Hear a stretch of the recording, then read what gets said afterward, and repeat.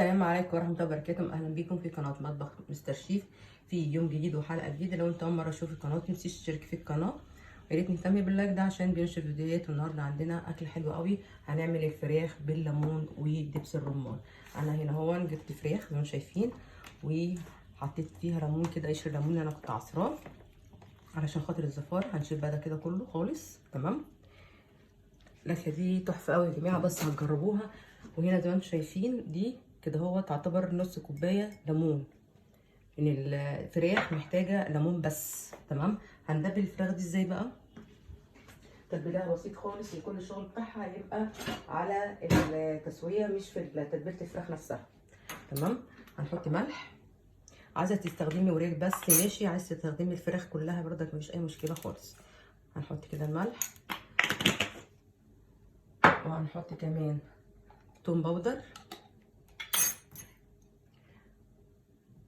وهنحط كمان بصل باودر.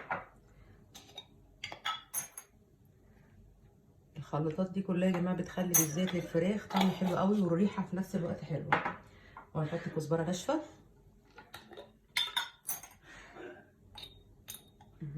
كده، وهنحط السبع بهارات. اهم حاجه الليمون يا جماعه، ان احنا بنقول فراخ بدبس الرمان والليمون. يعني الليمون بالظبط كده انا مقطعه 6 وحدات كبار كده، دول شايفين ايه الكوبايه دي كلها. وهنحط كمان الفلفل الاسمر، هنزود بقى شويه الفلفل الاسمر علشان خاطر الفراخ، يعني معلقه كده ايه كبيره كده. تمام، هنحط ايه كمان مع في التتبيله بتاعت الفراخ قبل ما تحط على البوتاجاز؟ هنحط شويه صويا صوص، قيمه معلقه بالظبط كده مش اكتر، بس كده. دي اللي احنا هنحطه. وكمان هنحط معلقه خل ابيض. سهله وبسيطه قوي، هتعتمد عليها يعتبر الطبق الرئيسي ليكي في اي اكلات تعمليها.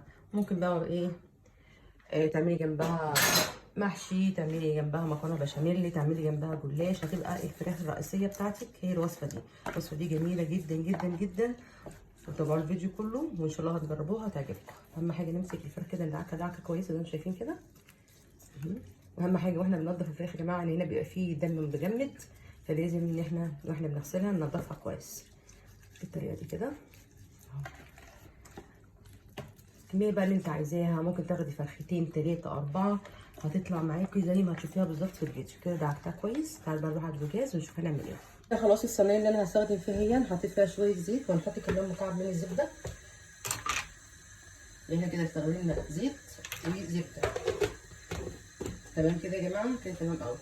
انا هنا اهو زي ما شفتوا في التصوير مقطعه 3 بصلات حلقات زي ما شايفين كده اهو، شايفين؟ هننزلهم بالطريقه دي. هنشوح بس كده البصله. الوصفه دي يا جماعه بجد بجد حلوه جدا جدا، وفي نفس الوقت يعني تغيير في الفراخ بقى، ولا تحمير ولا هنشوي ولا الكلام ده كله. زي ما شايفين بصوا يا جماعه انا جبت خالص اهي. نحط بقى ايه معلقه ثوم برضك مفروم. اصلا نعملها مفيش مشكله، بس انا لما تبقى اكتر مره انا بحبها بهزات في اللحوم، بتدي طعم حلو قوي في نفس الوقت. احنا عندنا المكون الاساسي في الوصفه دي الليمون ودبس الرمان، او بس ما عشان نروح شويه الفلفل هننزل على طول الليمون.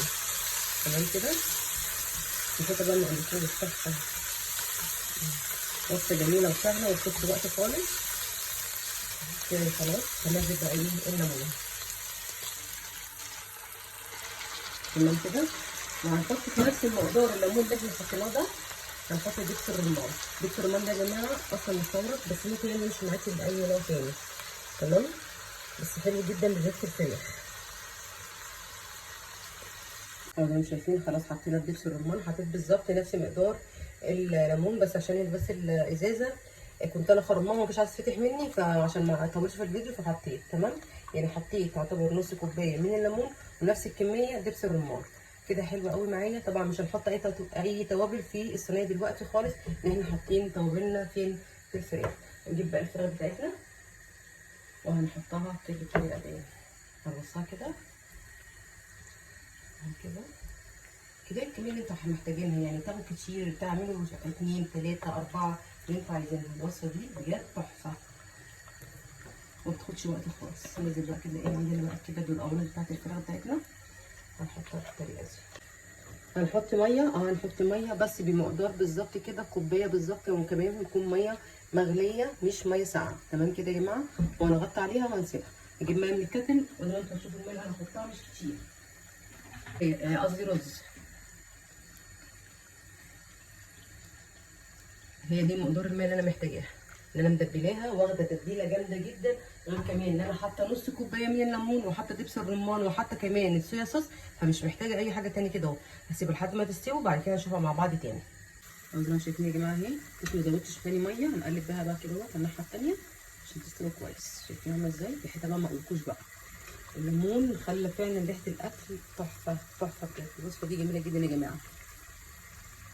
بس كده كده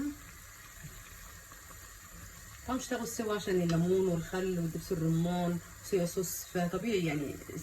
كمان دي فراخ بلدي، فطبعا مش هتاخد ايه سوا كتير. سيبها بس ان هي تنشف شويه الميه اللي فيها دي خالص، بعد كده هندخلها جوه الفرن، وبعد كده نشوفها مع بعض. اكله سهله وسريعه ان شاء الله تعجبكم.